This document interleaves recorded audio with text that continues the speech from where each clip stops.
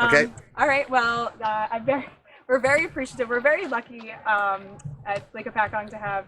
There are times where it can feel a little crazy to have 4 different towns and 2 different counties, but we've been very blessed to have just incredible public servants around the lake who have been incredibly helpful and constructive, and everybody I feel like does a good job of coming to the table and trying to help each other and thinking of the lake first and foremost when we're kind of making these decisions about short-term, medium-term, and long-term solutions to help. I mean, you guys were all on board with helping the lake before we had the crisis this summer, but the crisis this summer really put everything into focus with the algae bloom. And so we've been very fortunate to have, I think, 4 meetings already of all 4 mayors, and a lot of things going on behind the scenes to help to create some demonstration projects on the lake to try to come up with some long-term solutions to help reduce the stormwater runoff into the lake and things like that. So I don't want to go too far, but everybody has played a part in making it happen, and everybody has sat around and kind of put the lake first and foremost and thought of what they can bring to the table. I know 2 of the towns already have sewers. One of them is partially sewered. So we all kind of come to the table with different I'm trying to think of we're different distances across the timeline of their. I know Roxbury has been incredibly helpful in trying to get this park to be connected to their sewer line, because this is the one lakefront property in Roxbury that is not hooked up to the sewers. But I don't know. I don't want to steal your thunder. I can't imagine you want to elaborate on that. First of all, thanks very much. Well, first of all, the algae bloom this summer was horrible for the lake and the businesses around the lake and the people who live around the lake. But one of the things it did is it really galvanized, I think, the 4 towns that are around the lake, and that's a good thing. And we're working together. I want to compliment the Lake Hopatcong Foundation for bringing us all together. And once again, the foundation is a true advocate for the lake. Yeah, the one thing that we're working on, the other mayors can talk about their areas, is this park. It needs to be sewered, and those plans have been in the works for a really long time. We see renewed interest from the state in finally getting that project done, and for that we applaud them for revisiting the sewer issue here at the state park. I think it's a huge issue in terms of keeping the lake clean and avoiding the algae bloom in the future. So let me just pass it along. Yeah, I echo what Bob said. We're trying to work together collaboratively as the 4 towns, the 4 mayors, in addition to the foundation, who again has been instrumental in really helping to push issues for the lake forward. I also serve on the Lake Hopatcong Commission as an alternate commissioner, so that's included as well. And I think between the different partners, we've been trying to push the state. As everybody knows, it's a state-owned lake. I mean, we only could do so much. We don't have the resources as municipalities to, obviously put a lot into the lake, but there are things that we can do within our municipalities to help improve the quality of the lake.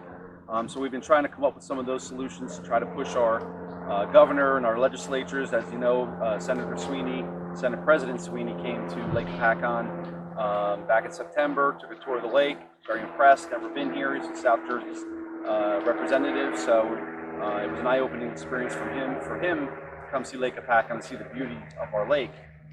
So trying to put together projects that we can present to DEP to hopefully get some funding, and then also push the governor's office to adequately fund the Lake Hopatcong Commission, who has been charged to help protect and clean our lake, keep our lake clean. In Jefferson, we did a sewer study back in 2002 as the other towns were sewering their communities. Jefferson was part of that to do the entire Lake Shawnee area, the watershed area through Lake Hopatcong. That died because of lack of funding.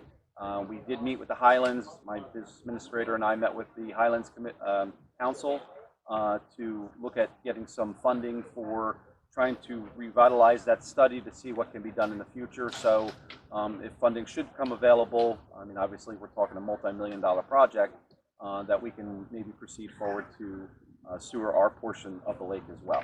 So. I'm going to go to the manual talk list. Well, in my almost 50 years of living in Hopatcong, I have never seen the 4 towns work together as well as they are now. to the person, to the mayor, and to the governing body. We all care about our lake, and we're gonna diligently work to find solutions to this. Now, short term, mid-term, and long term, I can translate that. Short term is treating the actual place where the algae is. That's like a Band-Aid on a cut. The midterm is kind of something a little bit of a longer solution. And for example, we can aerate a portion of the lake to help control it. And long term is really talking about our stormwater, permanent stormwater controls, and also extending sewer lines, which in at least in our town and also Jefferson, at the very least, it's a sore subject because it's expensive. Who pays for it? In the borough of Hopatcong, we're almost the entire west shore, give or take a little bit, but we're really affected by this. We have more beaches, we have more parks, so and our businesses really got crushed with this. So it would behoove us all to work very hard. I've been down to DEP personally. They can sometimes be difficult bureaucracy to deal with, and I make no bones about it that I don't think that they're doing as good a job as they should. So fortunately, we have the Lake Foundation, we have the Lake Commission, and we have the mayor as a unified force to find an answer to this. A short answer, a long answer, but above all, next year we cannot allow this to happen under any circumstances. So whatever that takes, I've gone out myself and got lake management people to add another flavor to what we're doing. And so the more that we know, the more options that we have, I think the better answer we can get. So that's what we all agree on. And we have mayor's meetings. Sometimes if you are a fly on the wall, it gets a little contentious, if you will. But we all agree that this that you see in the back, this is our jewel. This is what we are all about. So when we say we want to make our town a destination, this is the reason right here that it is. And if we don't take care of it, we can't get the state to take care of it. Shame on the state, because we care about it. And when you want to do something, the state has to give you permission to do it. We'd love to do something right away, but there's a bureaucratic process that drives us nuts. And so we keep working on that. We will come up with a solution. And next year, I can tell you that as long as I'm breathing, we'll make sure this doesn't happen again. So we're going to do everything possible through the winter to make sure that we keep our lake healthy.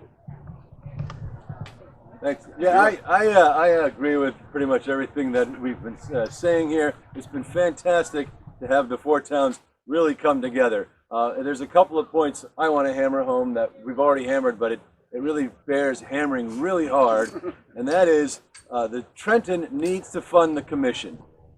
We have to get that done, and the DEP needs to stop with the bureaucracy.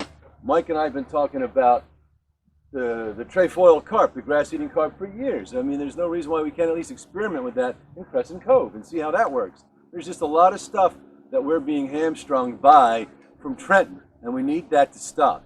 So that's my sort of nasty side, and my good side is I've learned a lot this summer. It's amazing. Green infrastructure is my new hobby.